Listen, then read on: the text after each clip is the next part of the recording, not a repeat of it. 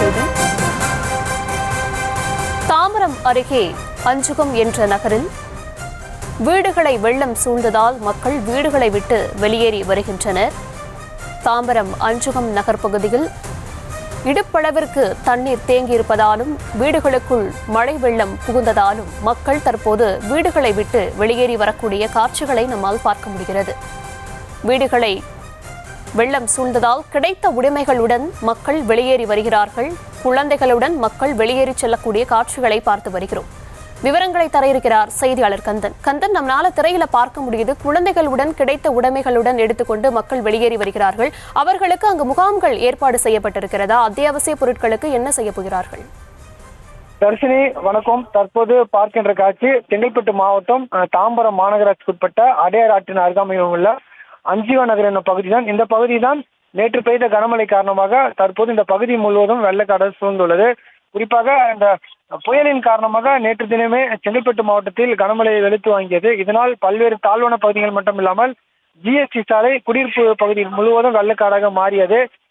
இந்த பகுதியில், அதாவது குறிப்பாக தாம்பரம் அடுத்த அடையார் ஆற்று அமைந்துள்ளது. இந்த அடையார் ஆற்றின் அதாவது அதோட நீரின் மட்டம் தான் தற்போது அதிகரித்து உள்ளது. இந்த அதிகரித்து காரணமாக இந்த அடையார் ஆற்றில் உள்ள நீரானது நேரடியாக அது அருகாமையில் அமைந்திருக்கும் அஞ்சுக நகர் பகுதிக்கு தான் தற்போது புகுந்துள்ளது. குறிப்பாக ஒவ்வொரு மலைக்கும் அடையார் ஆற்றின் அருகாமையில் அஞ்சுக நகர், சமத்துவ நகர் கடுமையாக பாதிக்கும். அந்த வகையில் இந்த ஆண்டும் பாதிப்பு ஏற்பட்டுள்ளது. நேற்றைய தினமே தாம்பரம் மாநகராட்சி சார்பில் இந்த பகுதியில் வசிக்கும் 250க்கும் மேற்பட்ட நபர்களை பழைய பெருங்குளத்தில் உள்ள அரசு பள்ளியின் முகாமில் தங்க வைத்துள்ளனர்.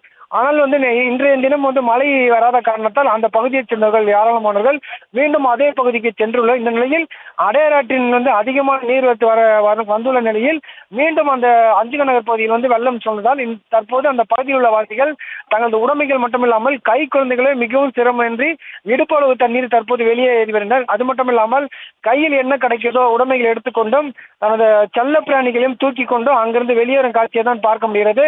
இங்க இருக்கும் நபர்கள் நேரடியாக பழைய பெருங்குளத்தில் உள்ள அரசு பள்ளியில் சென்று முகாமில் தங்க வைக்க கூறப்படுகிறது. தற்போது அவர்களுக்கு தேவையான அனைத்து வசதிகளும் தாம்பரம் மாநகராட்சியும் தாம்பரம் சட்டமன்ற தொகுதி சார்பாகவும் செய்யப்படுவதாகவும் தெரிவிக்கப்பட்டுள்ளது. தர்ஷினி,